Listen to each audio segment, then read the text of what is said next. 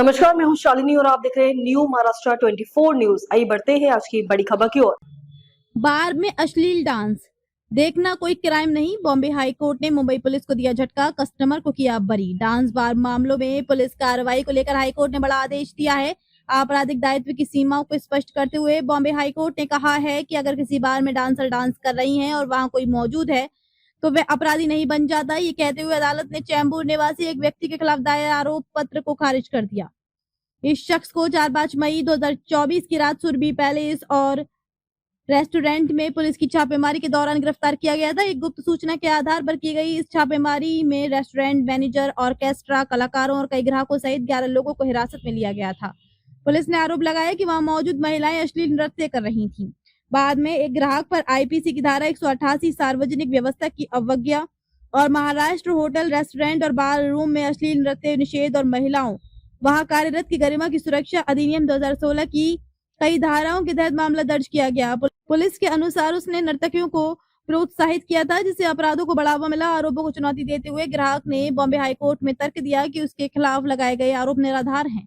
उसने कहा कि पुलिस रिपोर्ट को सच मान लेने पर भी ऐसा कुछ नहीं है जिससे पता चले कि उसने किसी आदेश की अवहेलना की हो या किसी अवैध गतिविधि को बढ़ावा दिया हो। उसके वकील सनी वास्कर ने जोर देकर कहा कि सिर्फ उस बार के अंदर बैठना जहां डांस हो रहा हो कानून के तहत अपराध नहीं माना जा सकता। अभियोजन पक्ष इससे असहमत था। अतिरिक्त लोक अभियोजक पीबी मालशी ने अदालत को बताया कि प्राथमिकी से पता चलता है कि आवेदक नर्तकियों को प्रोत्साहित कर रहा था और इसलिए उसे इस स्तर पर दोषमुक्त नहीं किया जा सकता।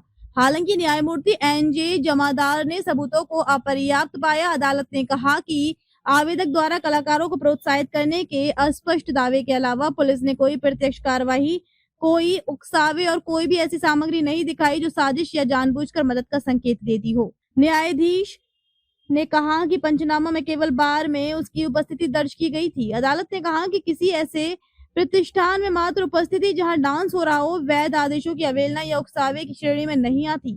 अदालत ने कहा कि प्रथम दृष्टया आईपीसी या राज्य के अश्लील नृत्य अधिनियम के तहत कोई मामला नहीं बनने पर अभियोजन जारी रखना प्रक्रिया का दुरुपयोग होगा।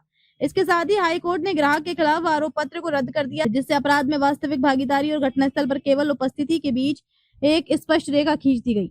खबरों में अब तक के लिए बस इतना ही। फिर होगी आपसे मुलाकात, तब तक के लिए नमस्कार और देखते रहिए न्यू महाराष्ट्र 24 न्यूज।